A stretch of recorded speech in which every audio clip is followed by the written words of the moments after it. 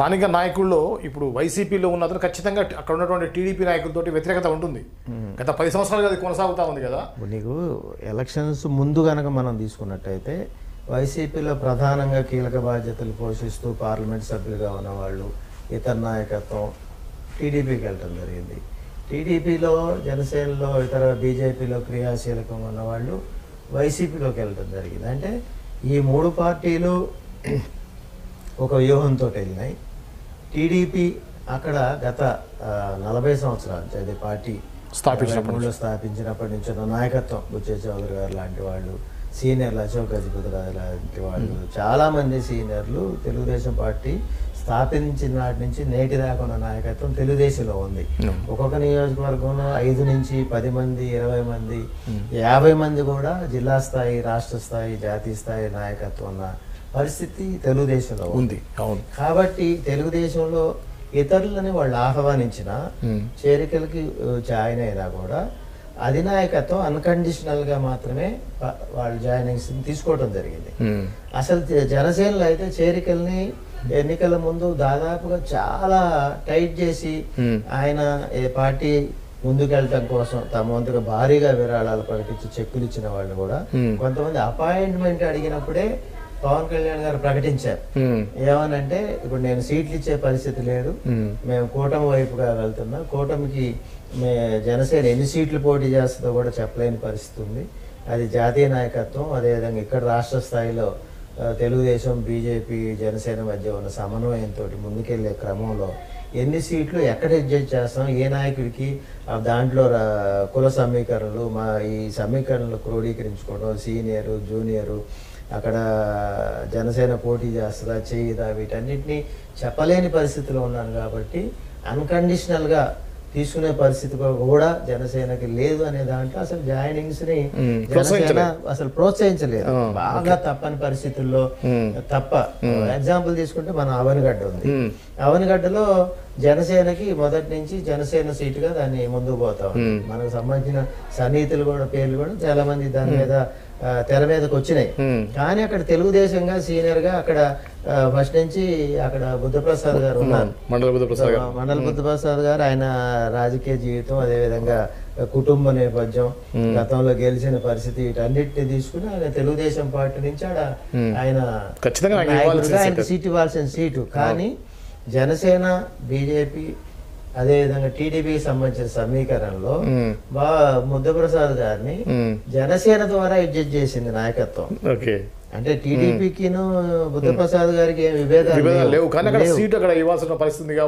Seat adjustment లో వారికి జనసేన నుంచి అడ్జస్ట్ చేశారు, జనసేనలో ముందుగా జాయిన్ చేసుకున్నారు.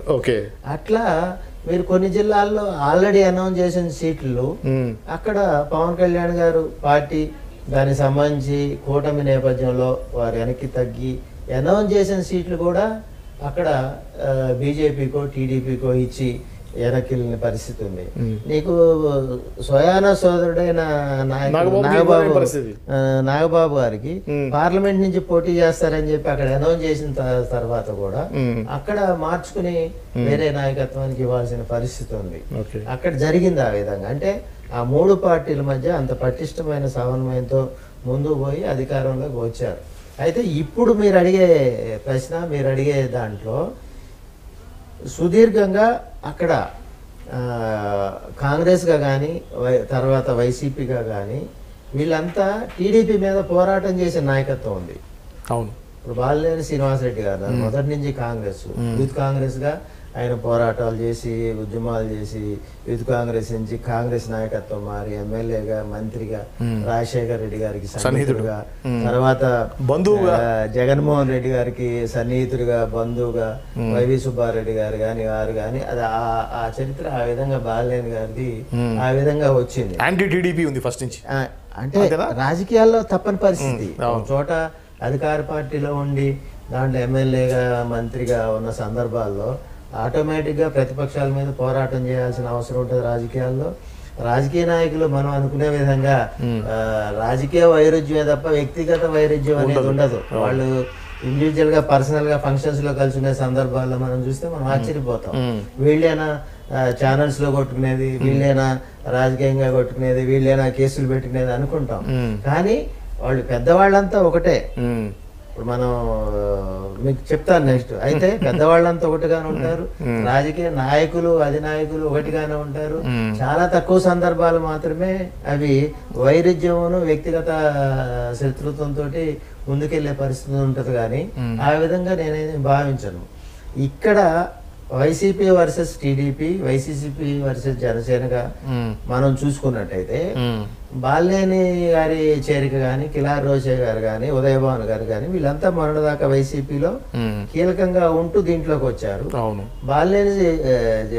బాలినేని శ్రీనివాసరెడ్డి గారికి ఆ ప్రాధాన్యత ఉంది, మంత్రిగా ఉన్నారు, ఈ నేపథ్యం ఉంది. అక్కడ స్థానిక శాసనసభ్యుడికి ఈ బాలినేని గారి చేరిక వారు అపోజ్ చేశారు.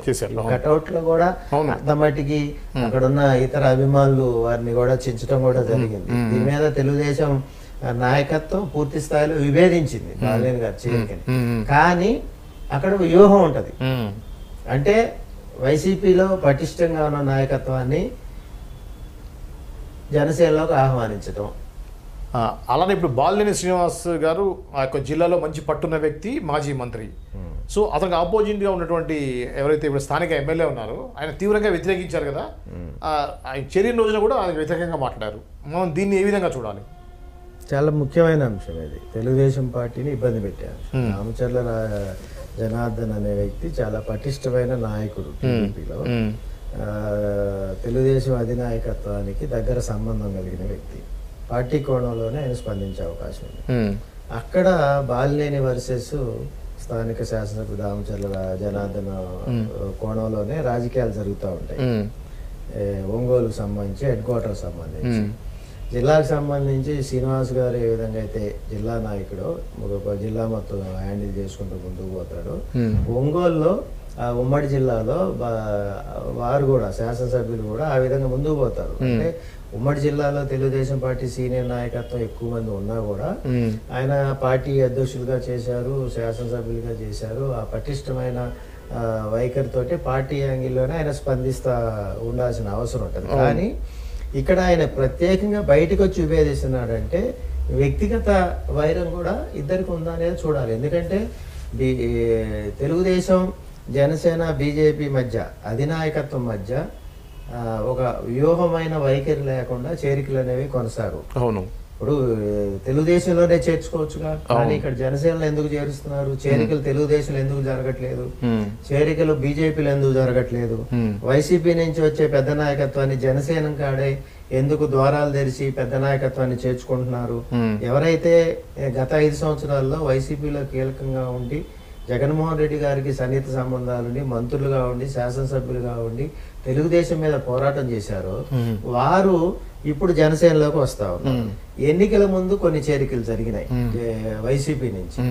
అదేవిధంగా జనసేన నుంచి వైసీపీకి వెళ్ళిన సందర్భాలు ఉన్నాయి. ఇవన్నీ కూడా రాజకీయాల్లో ఇప్పుడు చాలా రొటీన్ గా అయిపోయినాయి. అధికార రాజకీయాలు, అధికార పార్టీలోకి వెళ్ళాలి, మనం రాజకీయాలు కొనసాగించాలంటే ఏ ప్రభుత్వం అయితే వస్తుందో ఆ ప్రభుత్వంలోకి వెళ్ళాలి అనేదే ఇప్పుడు రాజకీయ నాయకుల్లో ఉన్న ముఖ్య నేతల యొక్క, ప్రజాప్రతినిధుల యొక్క మనోగతంగా మనం చూడాల్సిన అవసరం ఉంటుంది.